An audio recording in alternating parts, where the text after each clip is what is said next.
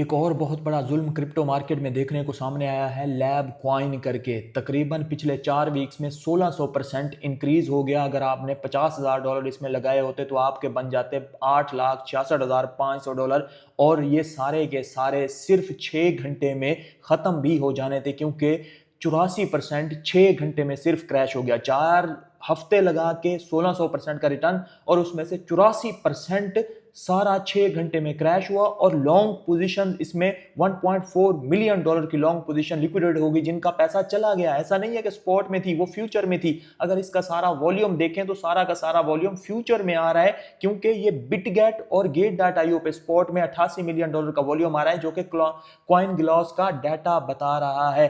बाकी जो $4.5 बिलियन का वॉल्यूम आ रहा है वो फ्यूचर में आ रहा है, और इसको जो है मैनिपुलेट किया जा रहा है, इसको सीधा सीधा जो है पंप डंप करवाया जा रहा है, क्योंकि 98% सप्लाई इसकी पहले 10 वॉलेट्स के पास है। टोटल होल्डर इसके 18,000 हैं, जिसमें से 10 होल्डर जो टॉप के हैं वो 98% सप्लाई अपने पास रखते हैं। अंदाजा कर सकते हैं इतनी ह्यूज मैनिपुलेशन। और इस तरह के कॉइन्स के लिए ही क्लैरिटी क्रिप्टो बिल जो है लाया जा रहा है यूएसए में, ताकि इस तरह के कॉइन्स को निकाल के बाहर फेंका जाए। जो लोगों के साथ स्कैम कर रहे हैं, जो क्रिप्टो का नाम बदनाम कर रहे हैं, जो कि जिसकी वजह से बहुत से लोग क्रिप्टो में आते हैं फिर छोड़ के चले जाते हैं। अब ये 18,000 लोग हैं, इनमें से पहले 10 वॉलेट्स तो वो तो मैनिपुलेशन कर ही रहे हैं, लेकिन बाकी जो वॉलेट्स हैं बेचारे, उनका क्या कसूर होगा इसमें? वो फंस के रह जाएंगे। इसको पंप डंप कराने के चक्करों में जो है वो इसी में अपना पैसा गंवा देंगे। हायरली रिस्की कॉइन्स होते हैं, लेकिन प्रॉफिट्स ऑफर कर रहे होते हैं। मतलब आपने शुरू में अगर लगाए होते तो 1600% का आपको रिटर्न भी देखने को मिलता, लेकिन आपने टाइम पे निकाले ना होते तो फिर वो आपके खत्म भी हो जाते। तो इस तरह के कॉइन्स को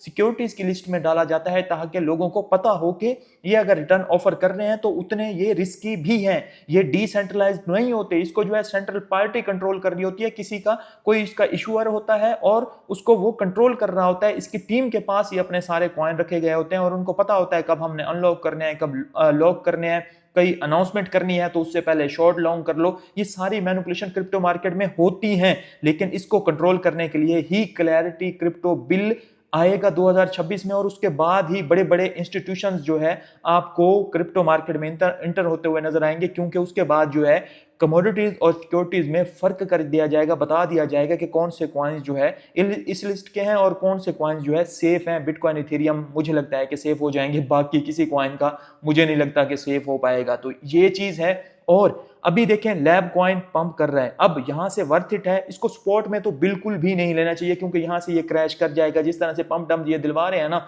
अब लोगों का बिलीव तो इससे उठ गया होगा। लेकिन आप यहां से जो है एक पोजीशन, अगर आपकी मर्जी है, हाईली रिस्की है, मैं आपको कोई फाइनेंशियल एडवाइस नहीं दे रहा, लेकिन यहां से आपके लिए एक पोजीशन बन सकती है शॉर्ट की, क्योंकि अगेन से ये पंप कर गया है। तो मुझे नहीं पता कि कहां तक इसको जो है मैनिपुलेटर होते हैं ना, हम अब क्या बता सकते हैं कहां तक। कोई इसमें फंडामेंटल कोई टेक्निकल कुछ वर्क नहीं करेगा। ये होता है तुक्के पे के, उनके अपनी सोच पे के 10 जो टॉप के वॉलेट हैं वो क्या सोच रहे हैं, उनका माइंड जब करेगा इसको अब क्रैश करवाएंगे, लेकिन करवाएंगे जरूर, और बहुत ही बुरा क्रैश करवाएंगे। जिस तरह से पहले 1600% इसको पंप करवा के 84% अगेन से जो है इसको क्रैश करवा के उन्होंने शॉर्ट से पोजीशन पैसा बनाया, अब लॉन्ग से बना रहे हैं, फिर जो है इसको एक दफा कराएंगे। अभी फोमो बन रहा है अगेन से, क्योंकि पिछले अभी देखिए 24 घंटे में अगेन 90% इसको पंप करवा दिया है। तो क्रैश तो यहां से आना लाजमी ही है, लेकिन कब आता है ये किसी को नहीं पता। हाईली रिस्की कॉइन्स हैं और ये क्रिप्टो मार्केट का नाम बदनाम कर रहे हैं। जिस तरह से रैब और रिवर कॉइन था ना, सेम उसी पैटर्न पे ये भी वर्क कर रहा है।